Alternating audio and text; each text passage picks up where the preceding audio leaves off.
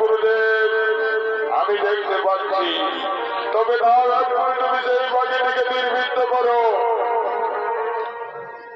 হ্যাঁ গুরুদেব, এখন আমি নির্বৃত্ত করছি।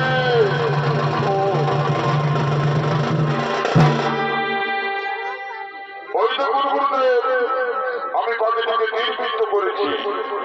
ধন্য রে অর্জুন, আজ আমি ধন্য হলাম। আমি তোমায় আশীর্বাদ করছি অর্জুন, এই পৃথিবী বাজারে তুমি হবে শ্রেষ্ঠ তীরন্দাজ। তোমার মতো বীর আমার কেউ থাকবে না, তুমি হবে সর্বশ্রেষ্ঠ।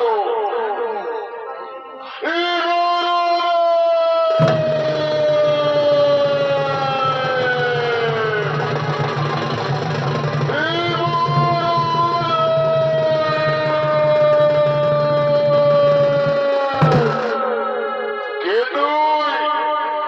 আমাকে গুরুদেব গুরুদেব বলে চিৎকার করে ডাকিস। কি তোর নাম, কোথায় ধাম, কিবা তোর পরিচয়? ওহে গুরুদেব, আমি হলাম হীরের মতো ডুবেলের ছেলে, আমার নাম কলঙ্ক। আমি আপনার কাছে শিক্ষা নেওয়ার জন্য এসেছি গুরুদেব। ওরে ছোট জাত, তুই এখান থেকে দূর হয়ে যা। আমি কোনো নির্যাতন চালাকে শিক্ষাদান করি না। তুই আমার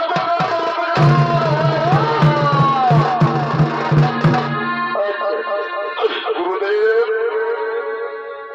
আজ আমি ছোট জাতের ছেলে বলে কি আমি শিক্ষা পাবো না গুরুদেব? না, আমি কোনো নির্যাতন ছেলেকে শিক্ষা দিই না। আমি শিক্ষা দিই ক্ষত্রিয় রাজবংশের ছেলেদের। তাই তুই আমার সামনে থেকে দূর হয়ে যা, আমার সামনে থেকে তুই দূর হয়ে যা। গুরুদেব, আজ ছোট জাতের ছেলে বলে আপনি আমাকে দূর দূর করে দাঁড়িয়ে নিচ্ছেন, কিন্তু হে গুরুদেব, আজ আমি আপনার কাছে প্রতিজ্ঞা করছি,